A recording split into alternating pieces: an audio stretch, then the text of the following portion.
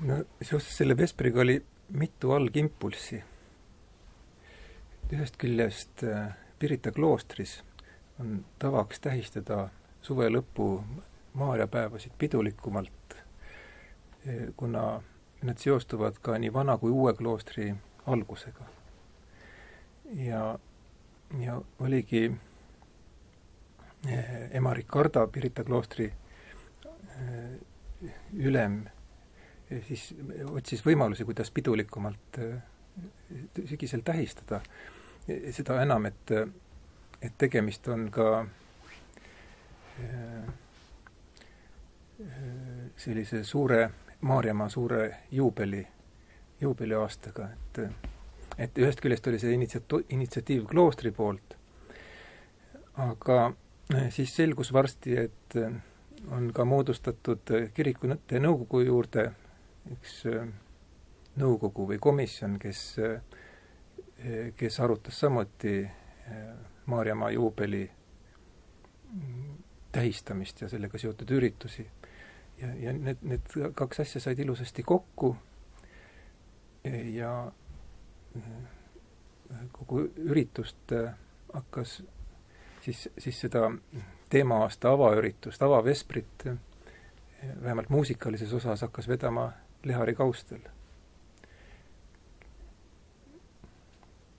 Ja siis korraldama neid asju vastavalt edasi. No minu arvates see Maarjamaa fenomen on äärmiselt huvitav, sest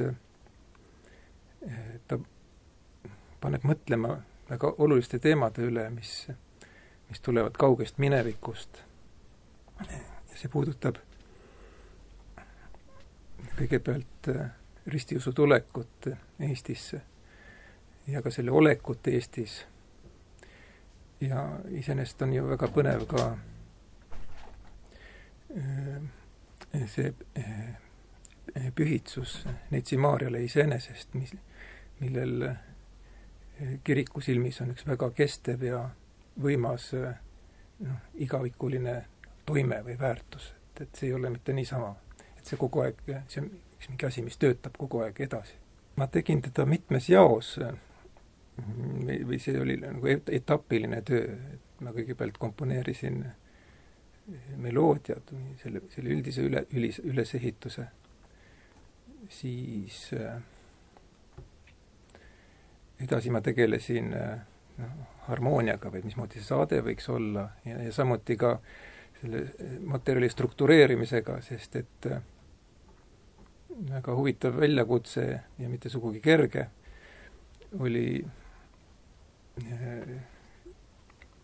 vaba liikumise retsitatiivse teksti surumine muusikameetrilisse süsteemi, mis tõi kaasa suhteliselt esmapilgul või kuulmise järgi lihtsate struktuuride sellise küllaltki keeruka ülesmärkimise.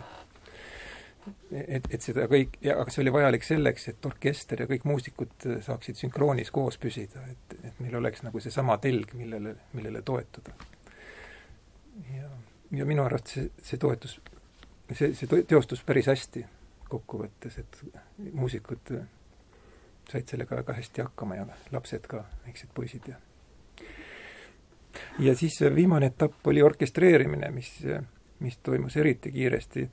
Et puhkpil ja orkester pole minu jaoks väga tavapärane koosseis, et see oli paras väljakutse, aga see orkestratsioon sündis ja umbes nädalaga.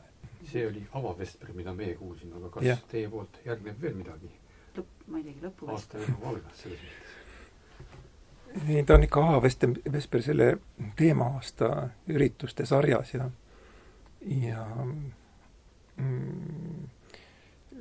otseselt selles sarjas ei ole praegult ei ole ma sellega rohkem seotud ja lõpuvesprit ei ole mult tellitud, aga